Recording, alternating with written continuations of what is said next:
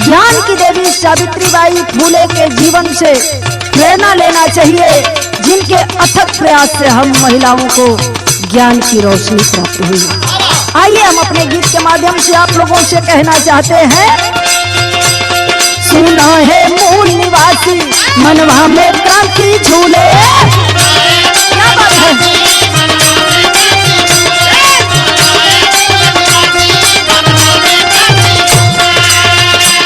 बहुजन की बेटी बनी है सावित्रीबाई फूले।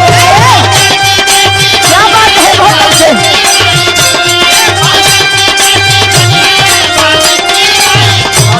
सुना है मूल निवासी मनवा में क्रांति झूले, बहुजन की बेटी बनी है। महिलाओं को शिक्षा के प्रति प्रेरित करने वाले और बहुजनों को शिक्षा के ज्योत जलाने वाले हमारे सत्य शोधक समाज की स्थापना करने वाले ज्योतिराव फूले और माता सावित्रीबाई फूले, महरों को कान देने वाले, गूंगों को जुबान देने वाले, लंगड़ों को टांग देने वाले, गांधी को जीवनदान देने वाले, भारत को संविधान देने वाले, विश्व रत्न, बोधिसत्व, symbol of knowledge, Columbia University topper, 50 से अधिक पुस्तकों के लेखक, 32 डिग्रीधारी, 9 भाषा के ज्ञाता, भारत रिजर्व बैंक के प्रणेता, चमकदार तालाब के द्वारा पानी पीने का अधिकार देने वाले परम पूज्य महामानव बाबा साहब अम्बेडकर को नमन करते हुए रैदास रहे प्रसन्न जैसे समानता का भाव देने वाले संत शिरोमणि रैदास जी को नमन करते हुए जाति ना पूछो साधु की पूछ लीजिए ज्ञान, मूल को तलवार की पड़ी रहे तो म्यान जैसे समानता का भाव देने वाले संत कबीर साहब जी को नमन करते हुए बक्सर में 1942 के स्वतंत्रता सेनानी रामदास लोहार, रामदास सुनार जैसे वीर शहीदों को नमन करते हुए लसाणी के हमारे शहीद शीतल लोहार, बांगू पासी, अंशुराम जैसे शहीदों को नमन करते हुए 100 में 90 शोषित है, शोषितों ने ललकारा है, धन धरती और राजपाट का 90 भाग हमारा है का नारा देने वाले शहीद जगदेव प्रसाद जी को नमन करते हुए आज हम लोग इस विद्यालय के प्रांगण में एकत्रित हुए हैं। तो हमें सबसे पहले ये जानना होगा कि माता सावित्रीबाई फुले कौन थी, ये हमारे समाज के लिए ऐसा क्या योगदान दिया जो आज हमारे बीच नहीं होने के बावजूद भी हम लोग आज इनका जयंती मना रहे हैं। तो कुछ तो किया होगा, वही तो हमको जानना है। माता सावित्रीबाई फुले का जन्म 3 जनवरी 1831 ईस्वी को हुआ। 31 भाई माता सावित्रीबाई फुले के जो पति थे महात्मा ज्योतिराव फुले,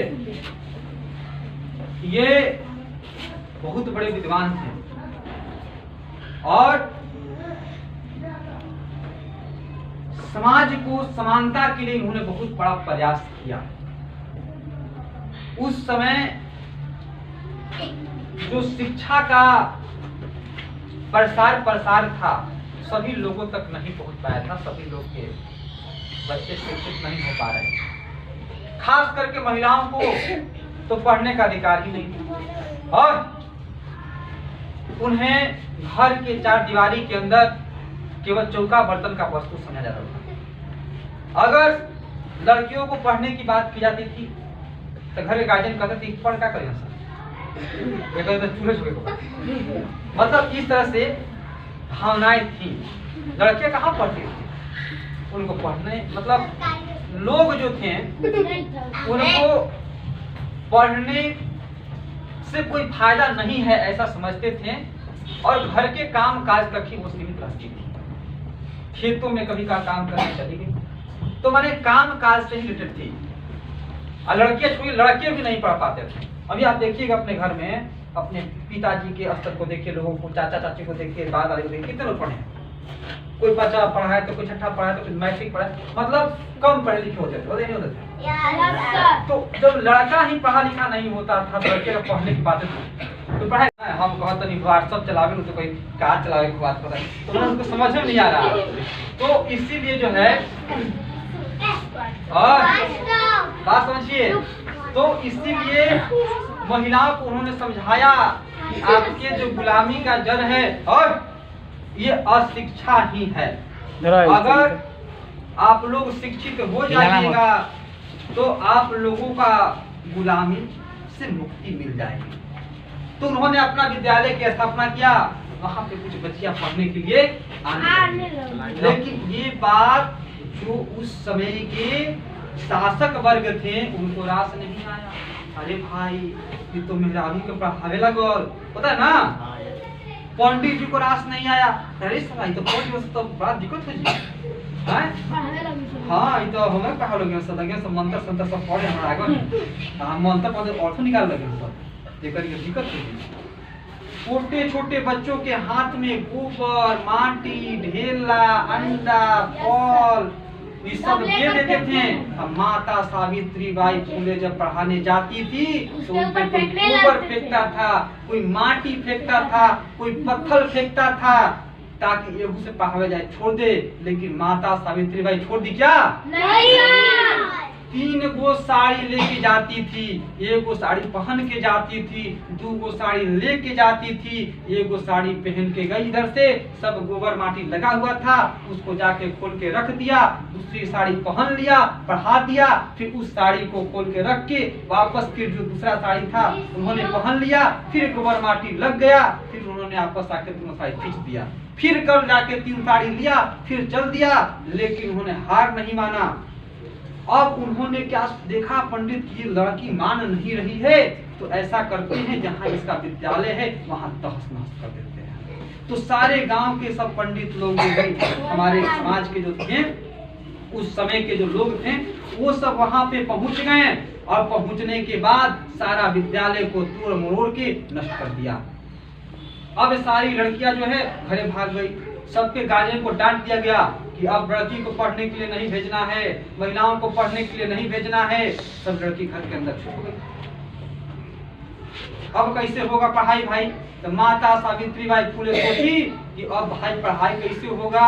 तो माता सावित्री बाई ने उपाय लगाया, कहा लड़कियां जाती थी खेतों में कटनी करने, बैगन तोड़ने, सब्जी तोड़ने, मतलब जाती थी ना काम करने के लिए। अब यो ओड़िया लेकर के खेत में पहुंच गई, ओड़िया में मैं कॉपी कलम लेकर के खेत में पहुंच गई।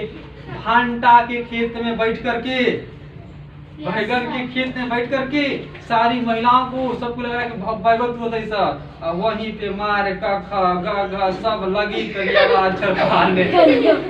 धान की कटनी चल रहा है, बीचे खेत में घुस के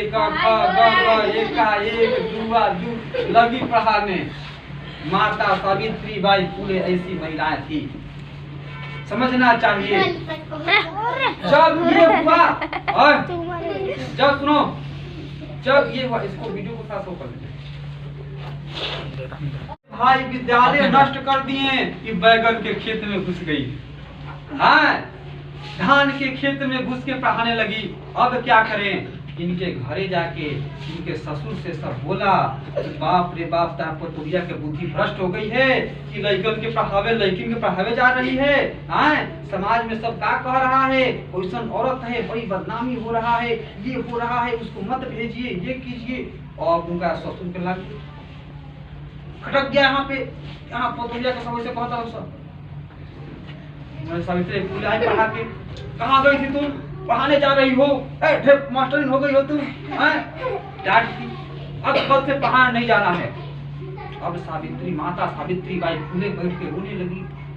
ज्योतिराव फुले उधर से घूम के आए, कहीं क्या हुआ सावित्री, क्या हुआ? तो बोले कि क्या कहीं बाबूजी डांट दिए, अब कल से पढ़ाने नहीं जाएंगे। तो कहा माता सावित्री फुले छोड़ दी पढ़ाना? नहीं सर। की वहां से अपना सामान, बक्सा उक्सा, सब साड़ी उड़ी, सब सिंदूर टिकुली नथनी बुथनी सब इसमें पैक करी। पैक करके दोनों बेकत अपन बाहर निकले। बाबूजी प्रणाम। बाबूजी कहाँ जा रहे तुम लोग? बाबूजी हम लोग घर छोड़ के जा रहे हैं। कहाँ हैं? बाबूजी हम लोग पढ़ाना नहीं छोड़ सकते हैं, घर छोड़ सकते हैं। बाबूजी बोले भाई ये कहीं के कौन मैंने मती मार दिया है, बुद्धि भ्रष्ट कर दिया है, घर छोड़ के जा रहे हैं दूसरे बच्चों को पढ़ाने के लिए, क्या मिलेगा इससे? लेकिन माता सावित्रीबाई फुले और ज्योतिराव फुले के अंदर बच्चों को पढ़ाने का इतना जा करके फातिमा शेख के घर पे रहने लगी। वहां पे रह करके